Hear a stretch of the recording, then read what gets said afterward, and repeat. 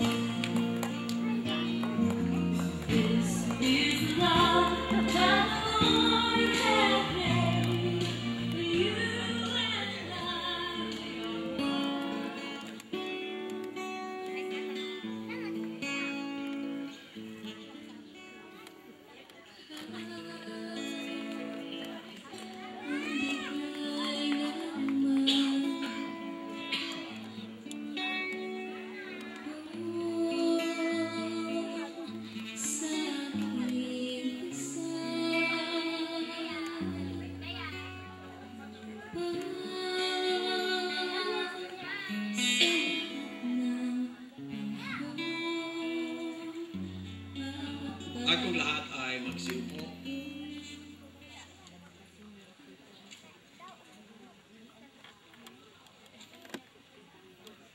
Mga minamahal na mga kapatid at kaibigan, tayo po ay nagkakatipon ngayon sa kapulungan ito sa harapan ng ating Diyos at Panginoong Hesukristo upang ating saksihan ang pag-iisang dibdib ni na Pablito Navales at Lea Bunaobra sa banal na matrimonyo na itinatag ng Diyos, isinaayos ng kanyang mga utos, pinagpala ng ating Panginoong Hesukristo at gaganaping may karangalan sa gitna ng mga tao. Kaya't ating gunitain ng buong galang na ang pag-aasawa ay itinatag at pinabanal ng ating Diyos sa ikagagaling at ikaliligaya ng buong sangkatauhan. Ipinapahayag ng ating tagapagligtas na iiwan ng lalaki ang kanyang ama at ina at makikisama sa kanyang asawa. Sa pamamagitan ng kanyang mga apostol ay itinuro niya sa mga nagsisipasok sa kaugnayang ito na magtaguyod ng pagmamahalan at pag-iibigan, magdalahan ng mga karamdaman at mga kahinaan sa isa't isa, mag-aliwan ang isa't isa sa pagkakasakit, kaligaligan, maglaan ng katapatan at kasipagan sa isa't isa at sa kanilang sambahayan. Panahon man o hindi, manalangin at magpasigla sa isa't isa sa mga bagay na nauukol sa Diyos at magkasamang mabuhay bilang mga tagapagmana ng biyaya ng buhay. Yamang ang dalawang ito, sina Pabi at Lea, ay nagsidulog upang papag-isahin sa banal na matrimonyo. Kaya kung mayroong sino man ngayon sa mga sandaling ito, na nasa kapulungan ito, na nakaalam ng anumang sapat na kadahilanan kung bakit hindi sila maaaring ikasal, o meron sa inyo diyan na nais tumutol sa kasalan na ito, o ayaw na magpisan sa pag-iisang dibdib ang dalawang ito, ay marapat lamang na magsalita na ngayon, o ipagsulit ito, o kanya lamang sarilinin at ilihim magpakailanman. Meron po bang tumututol upang ganapin ang kasalang ito?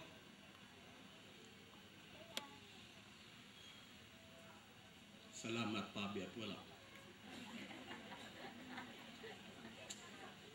Lea at Pabi, aking hinihingi sa inyong dalawa, sa harap ng dakilang Diyos na tagapagsiyasat ng lahat ng mga puso, na kung sino man sa inyong dalawa ngayon ang nakatatalos ng anumang hadlang kung bakit hindi kayo maaring ikasal o pag-isahing dibdib, ay inyo nang ipahayag ngayon sa isa't isa, sapagkat tiyakin ninyong mabuti na lahat ng taong nagsasama na hindi ayon sa itinutulot ng salita ng Diyos, ang kanilang pagsasama kailanman ay hindi pagpapalain. Dahil wala po tayong narinig sa kapulungan, maging sa dalawang ito ng anumang pagtutol o lehitimong pagtutol sa kanilang pag-iisang dibdib, sino po ang nagbibigay kay Lea upang maging asawa ni Papi? Papi, Lea. Po ang lahat na tumayo para po sa panalangin. Dakilang Diyos, sa hapong ito, lubos ang aming kagalakan at papuri sa inyo sapagkat Ikaw, Panginoon, ang nagtakda sa araw na ito sa dalawa, Panginoon. Salamat po sa kanilang buhay at sa araw nga ito ay masasaksihan ng bawat isa po sa amin ang kanilang pag-iisang dibdib.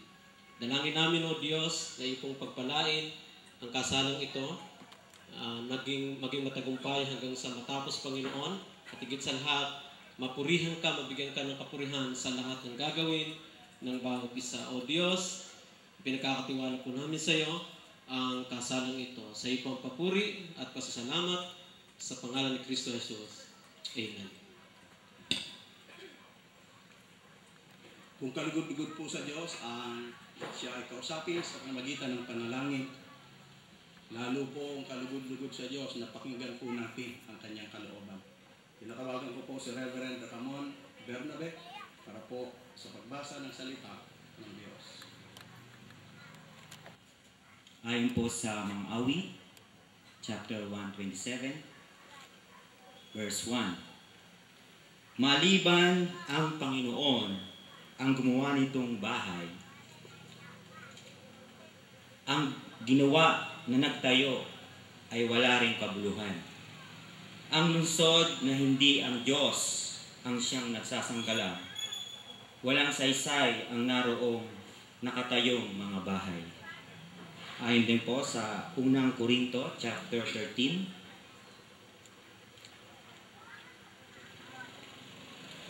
verses 4 to 7. Ang pag-ibig ay matyaga at magandang loob.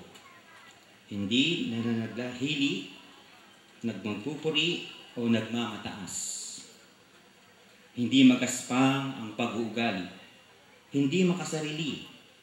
Hindi magagalitin o mapagtanim sa kapwa. Hindi nito kinatutuwa ang gawang masama. Ngunit kinagagalak ang katotohanan. Ang pag-ibig ay mapagbata, mapagtiwala, puno ng pag-asa, at nagtsatsaga hanggang wakas. Pagpalain nawa ang pagkabasa ng salita ng Diyos, tayo po'y makaupo na.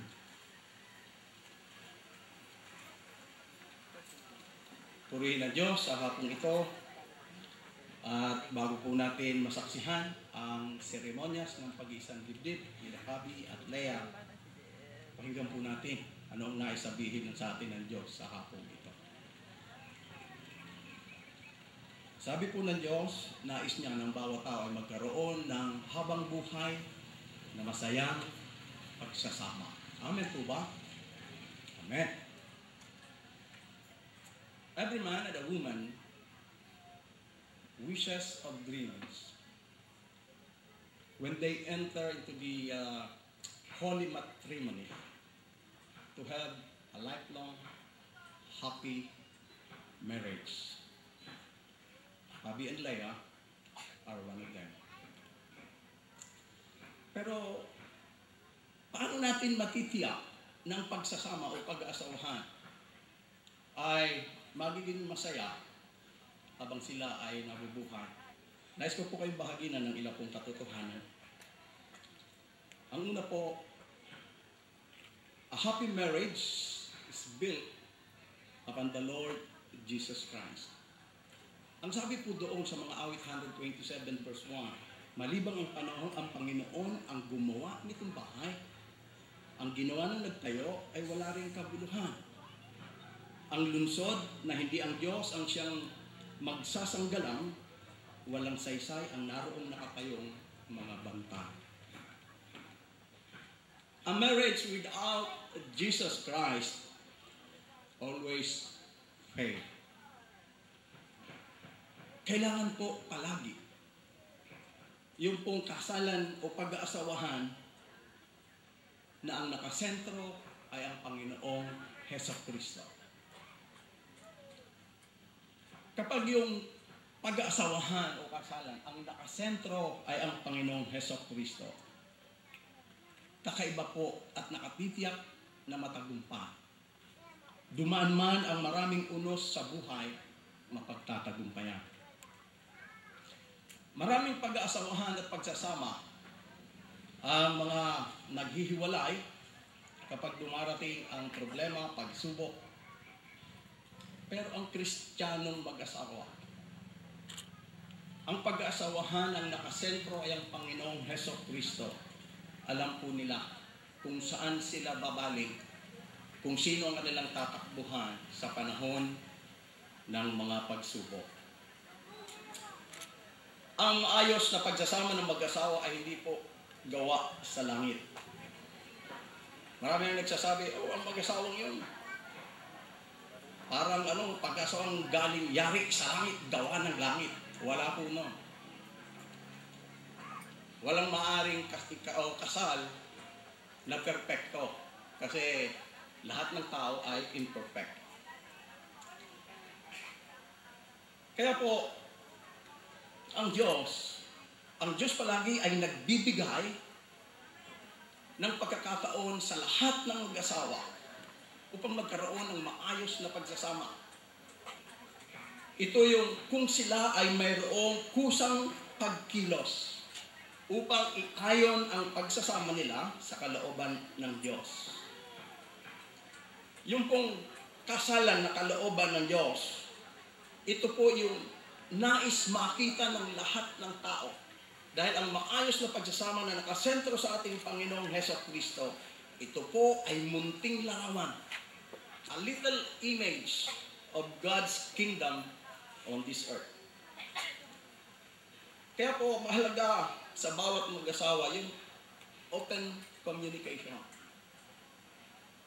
Hindi lang open communication to each other, kundi higit sa lahat sa ating Ama na nasa langit. Mahalaga rin na mayroong pag-uunawaan, pagtsatsagaan, pagpapatawad at pagkapit sa isa't isa kahit anong mangyari. Ang ikalawang katotohanan ng isang masayang pag-aasawa, hindi lamang po built upon the Lord Jesus Christ. A happy marriage is built upon love. Kailangan po naitayo sa pamagitan ng pag-ibig. Kaya nga sabi doon sa 1 Corinthians chapter 13 verses 4 and 7, ito yung tunay na kahulugan ng pag-ibig. Matyaga, mapagbata, matiisin, lahat na po ng mga affirmative things. Bakit po? Kapag walang pag-ibig, without love, the thrill of living is gone. Without love, the warmth of a home is gone. Without love, the usefulness of a church is gone. Tandaan po natin, love gave us the word of Jesus Christ, the gospel. And the Bible is God's love letter to all of us. Kaya napakapalad po natin na mayroon po palang palagi ang love letter ng Diyos sa bawat isa po sa atin. At ang pag-aasawahan o pagsasama ay magiging matibay, masaya kapag ito ay nakatalian ng pag-ibig. Pero ang pag-ibig po kailangan ipahayag. Love should be expressed. Ang sabi po doon sa Ephesians chapter 5 verses 21, 22, and 25. Pasakop kayo sa isa't isa, tanda ng inyong paggalang kay Kristo. Mga babae, pasakop kayo sa inyong asawa tulad ng pagpapasakop ninyo sa Panginoon. Mga lalaki, ibigin ninyo ang inyong asawa gaya ng pag-ibig ni Kristo sa iglesia. Inihandog niya ang kanyang buhay para rito. Kaya mga asawang lalaki, Habi, you have to love Leah as Jesus loved the church. Pakamahalin mo siya. Yung pong asawang lalaki ay nilalarawan po na siya yung ulo ng asawang babae, head of the wife, na nagpapahiwatig. This is implying authority and headship. Pero hindi po ito nangangahulugan na siya ay may authority at siya yung head of the wife. Na ang lalaki, ikaw Pabi, ay maging dictator. A dictator who bullies his wife into submission by such commands or many commands in life. Hindi pwedeng kung ikaw ang hari ng tahanan, kung ikaw yung may authority over your wife. Kaya, pasinghal-singhal mo utusan mo, Leah, itimpla mo nga ako ng kape. Mga babae, sabi ni lalaki, pagdating, kunin mo nga yung aking tsinelas. Hindi po ganun yung utos ng Diyos. O kaya yung utos ng lalaki na pagdarating ako, kailangan nakahanda ng lamesa at kakain ako. Sundin mo ako sa lahat ng bagay. Mga lalaki, inyo lamang gagamitin yung authority and headship na mayroong pag-ibig. Katulad ng pag-ibig ni Kristo sa church, which is the body of Christ. Paano ipinakita, ipinahayag ng Panginoong Hesukristo ang kanyang pag-ibig sa lahat ng mga mananampalataya, sa lahat ng mga Kristiyano? Hindi sa pamamagitan ng pagbubuli. Akala mo matong hindi po. Kundi, ang lalaki, katulad ni Kristo, yung utos niya ay very gently done. Nandoon yung compassion. Nandoon yung pagsuyo. Dahil ito yung pamantayan at katotohanan na nais ng ating Panginoong Hesukristo. Mga babae, pakinggan yung mabuti ito. The wife, on the other hand, is required by God to be submissive. Hiningi ng Diyos, hindi lang hiningi, kundi ito ay utos, na lahat ng babaeng asawa ay kailangang pasakop sa kanyang asawa. Katulad ng pagpapasakop niya sa ating Diyos at Panginoong Hesukristo. Kapag ang isang babae ay nahihirapan na magpasakop sa kanyang asawang lalaki, ang kanyang problema ay hindi sa pagitan ni Leah at ni Pabi, kundi sa pagitan ni Leah at sa kanyang relasyon sa ating Panginoong Hesukristo. Bigo siyang makita, kababaihan, bigo kayong makita na yung requirement na hinihingi ay hindi po paraan o device ng isang asawang lalaki para sakupin ang kanyang asawang babae. Ito ay utos ng ating Panginoong Hesukristo. Minsan o ilang kababaihan talagang hirap na hirap pasakop sa kanyang asawang lalaki. Kasi pasimula pa lang ng pagsasama nila, siya ay naobliga na. Ang babae ay napuwersa. Dahilan sa ang kanyang asawang lalaki ay may kahinaan at may kakulangan na pangunahan o gampanan yung kanyang role bilang head ng asawa. Hirap gampanan. Ngunit hindi ito dahilan para ang mga babae ay i-maintain yung role na hindi naman para sa kanya. Kaya po, yung dominanting babae, nagkakasala po kayo sa Diyos. Hindi po yan ang inyong role. Si Eva ay nilalang ng Diyos, hindi po kinuha sa ulo para dominahin, utos-utusan ang kanyang asawa na lalaki. Si Eva ay kinuha dito po. Bakit? Katabi niya palagi, katulong, an able helper to Adam. Able helper.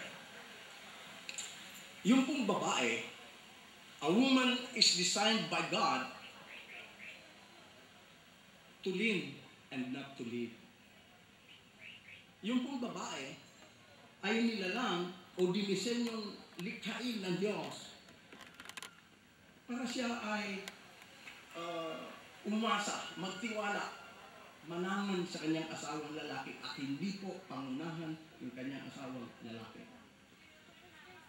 Kapag nasusumpungan niya na ang kanyang sarili, ay pinangunahan niya Dahil nga sa kahinaan ng lalaking asawa, ang asawang babae kailangan tingnan niyang mabuti ang kanyang sarili sa pamagitan ng salita ng Diyos. Marami pong lalaki, kontento na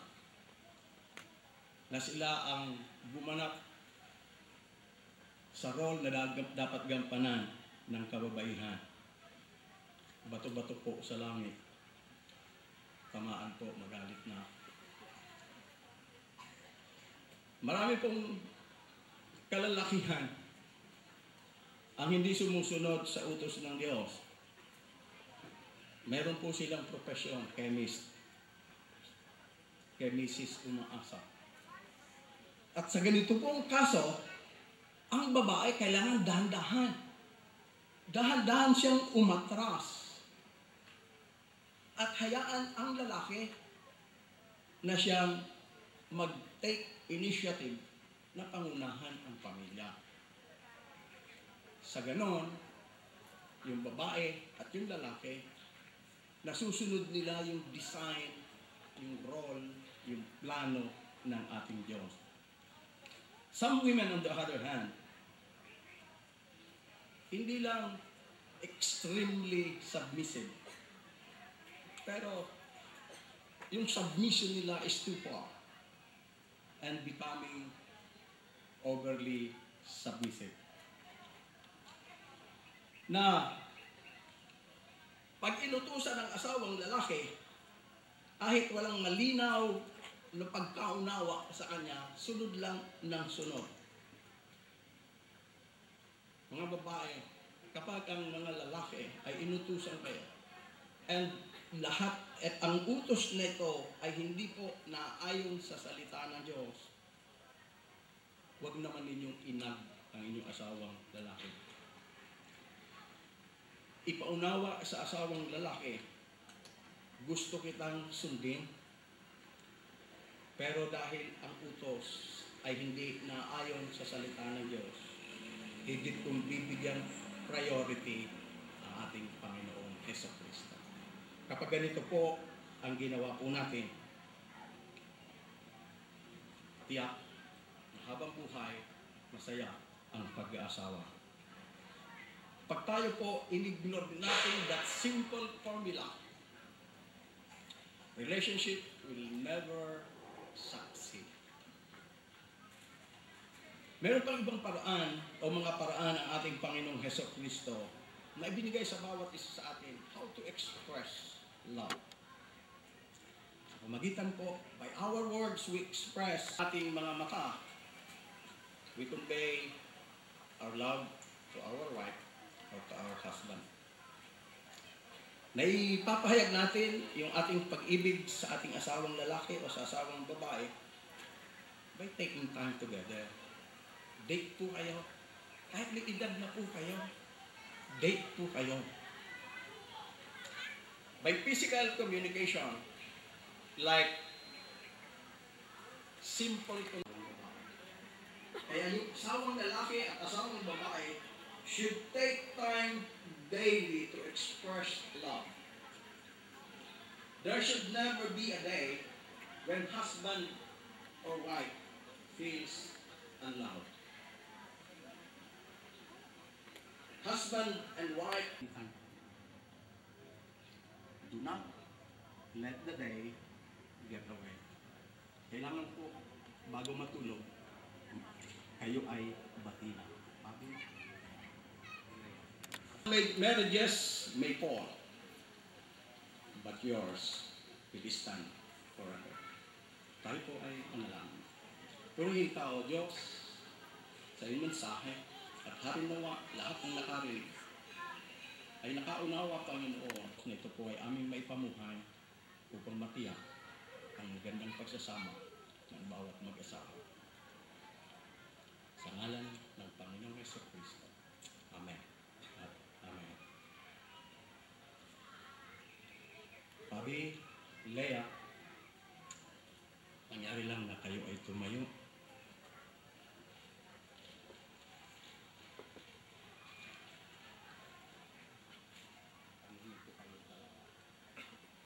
Pabi, tinatanggap mo ba ang babaeng ito, si Leia Bonaobra, upang maging asawa, mamuhay na magkasama ayon sa itinakda ng banal na matrimonyo?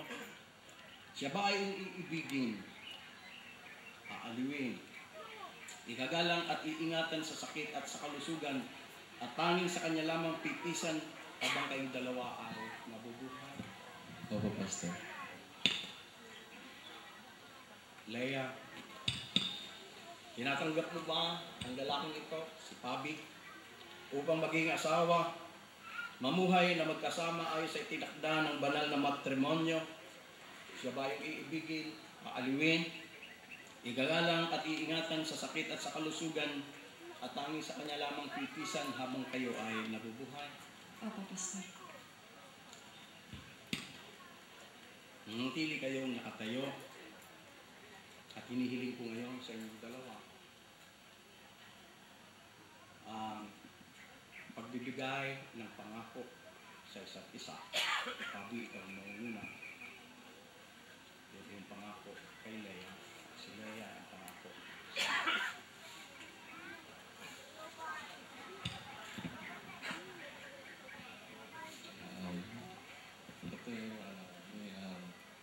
Ito yung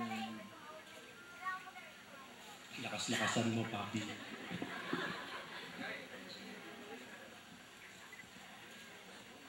ito yung yung araw na nantay natin. Sa haba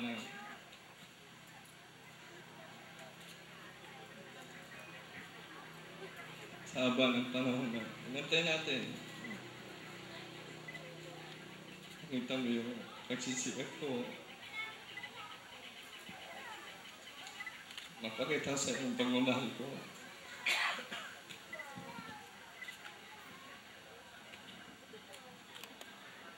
Maraming taon, maraming araw.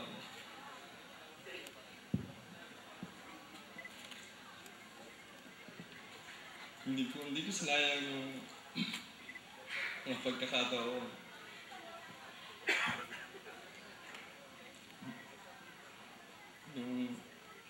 Yung magkakilala tayo, sabi ko, patutunayan ko yung kung ako'y karapat-dapat sa'yo. Kung willing ka, kung tayo talaga nagsikap ako para papatunayan sa'yo na ganun ko tama. Nangako ako na sa harap ng ating Panginoon, magiging mabuting asawa ko sa'yo. Magiging tapat na asawa, mabuting ama.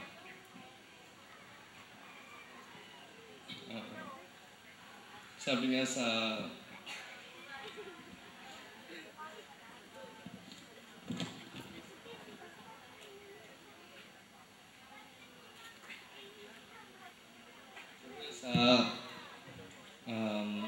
Ephesians 5, I will submit myself to you, and I am about to show you the same kind of love as Christ showed the church when He died for her. You are now bone of my bone and flesh of my flesh, and in the sight of God, you are now one. Amen.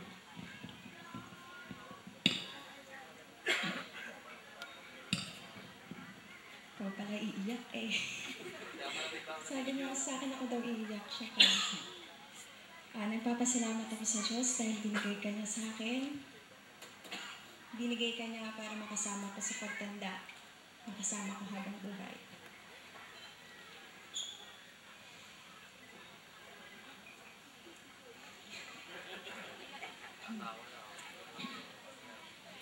Thank you sa lahat ng mga sacrifices na ginawa mo and sa love na masasabi ko unconditional.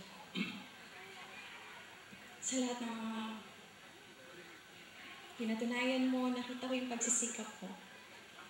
At minahal kita bilang ikaw. Nangako ako sa iyo na magiging mabuting asawa, mabuting ina, at magiging kaibigan mo. Alam kong after 2 weeks, aalis na din ako.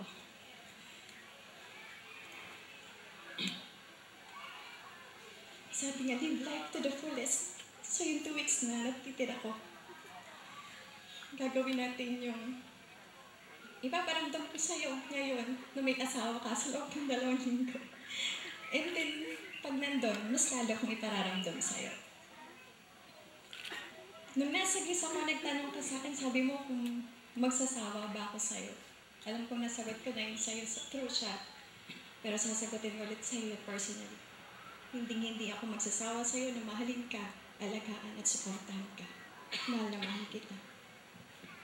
At alam ko na anumang pagsubok ang ating mararanasan, kahit magkahiwalay tayo dahil si God ang center ng ating relationship, walang mapagtatagumpayan natin. I love you.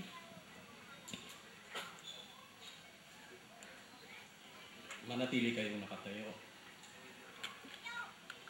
Pwede ba ang best man pakiabot lang sa akin yung sing-sing?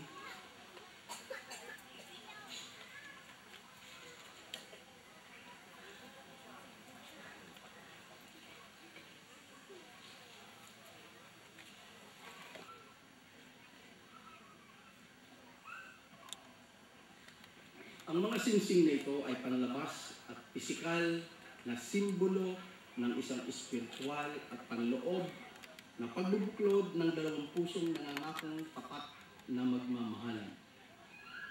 Ito po ay gawa sa ginto na sumisimbolo ng kadalisayan ng pag-ibig na dapat maghari sa inyong pagsasama, Pabi at Lea. Ito rin ay bilog. Nagpapahiwatig ng inyong pag-ibig. Pag-ibig sa isa't isa at pag-ibig sa Diyos ay dapat walang katapusan. Tanggapin ninyo ang singsing na ito, tanda ng inyong pagkilala sa pag-ibig ni Yesu Kristo at pag-ibig ninyo sa isa't isa.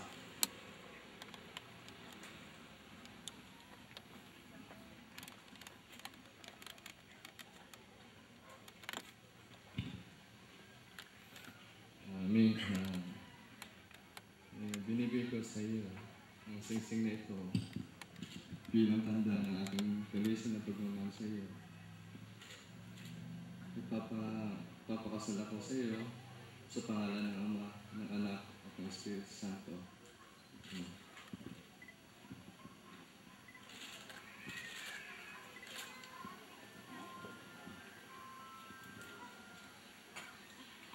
Ibinibigay ko sa iyo ang singsing na ito bilang tanda ng aking dalisay na pag-ibig sa iyo. Nagpapakasal ako sa iyo sa pangalan ng Ama, ng Anak at ng Espiritu Santo.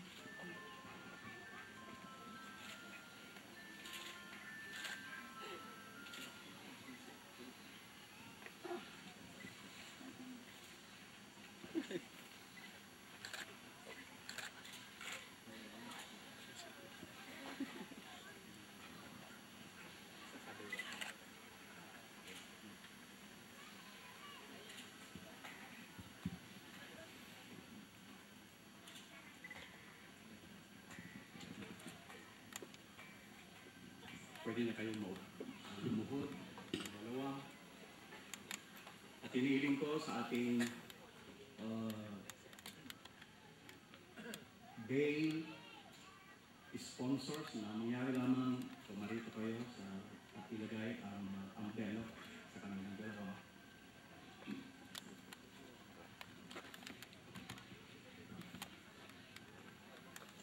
Ang belo, mga kapatid, ay sagisag ng pagiging isa ng dalawa. Sa pagbuo ng isang pamilya, inilarawan din ito ang bukal sa loob na pagpapasakop ng babae sa kanyang asawang lalaki, sapagkat siya ang ulo ng kanilang bubuing pamilya. Ang lalaki na ang tagapagtanggol at mag-iingat sa kanyang asawang babae.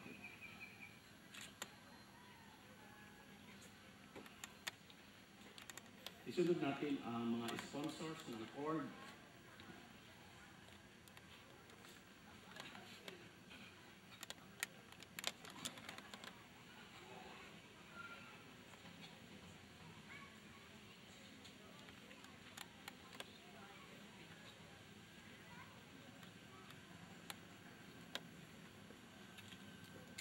kordon ay sagisag ng isang relasyong walang patid, tulad ng isang matibay na kordon na hindi nakapatid.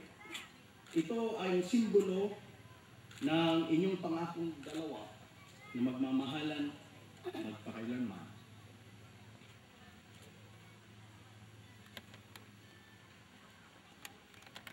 Mr. Pressman, isuyo na ang bahay ko.